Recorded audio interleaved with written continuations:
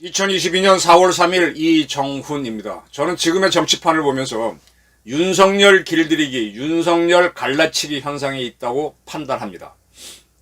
오늘이 4월 3일이죠. 제주 4.3 사건 발생일입니다. 윤석열 당선인이 공군 2호기 타고 제주도로 가서 참석했습니다. 이러한 윤석열 당선인의 행동을 보면서 문재인 대통령과 386은 어떤 생각을 할까요? 저는 속으로 만세를 부를 거라고 봅니다. 어쨌든 윤석열 당신이 가겠다 그래서 갔으니 아주 좋죠. 불감청의 연정 고소원일시다. 너도 우리한테 결국은 따라오는구나. 저는 윤석열 씨가 어떤 역사를 갖고 있는지 가끔 궁금합니다. 좀 불안하기도 하고요.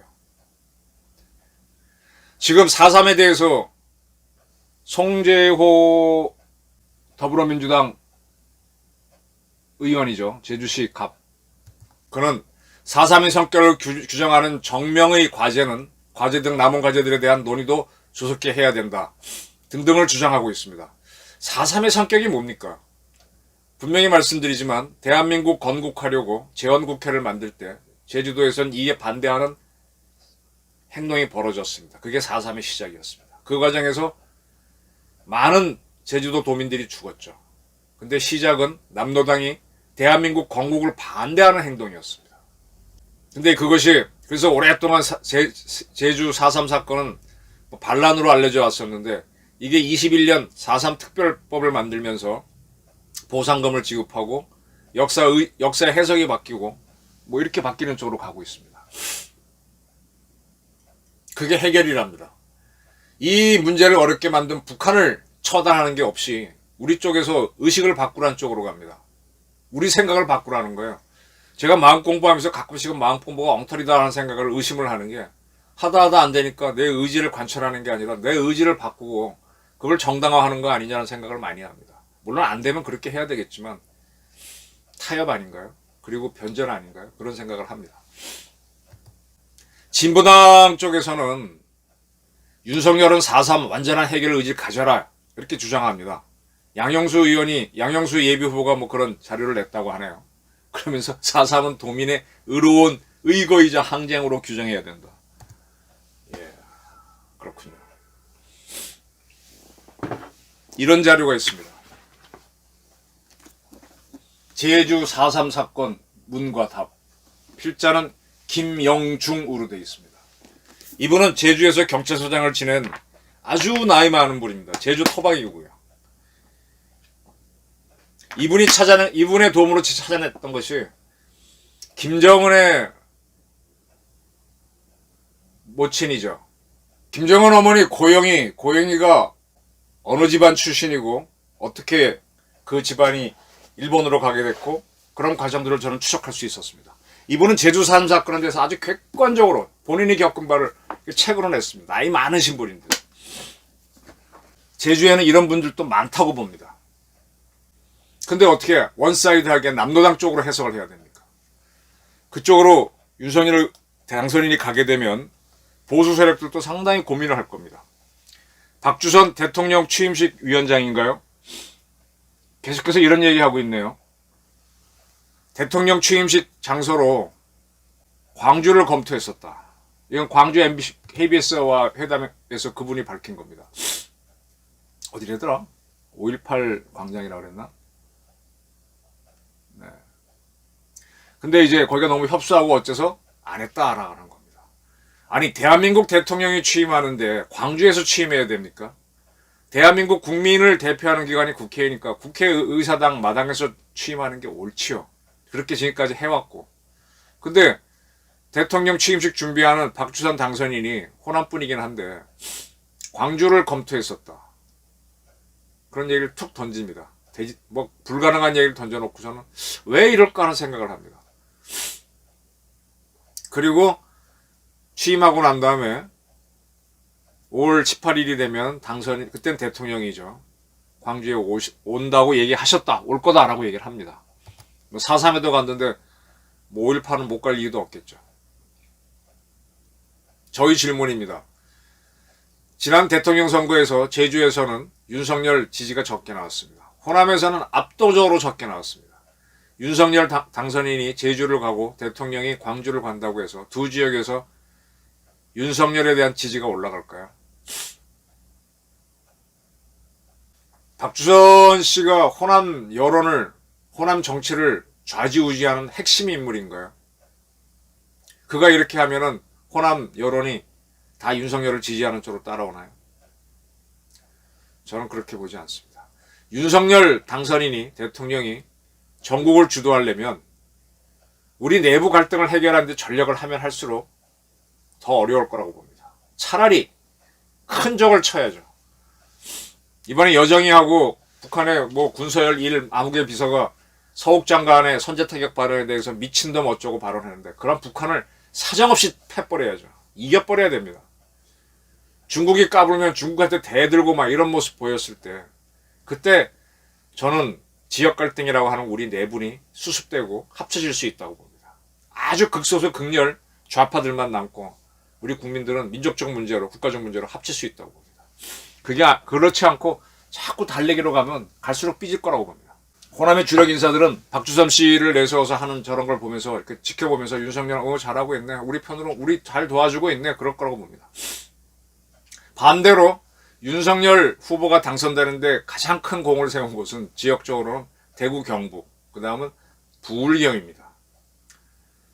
특히 대구 경북은 이재명 씨가 안동 출신인데 이재명 씨가 있음에도 불구하고 압도적으로 그를 지지해 줬습니다.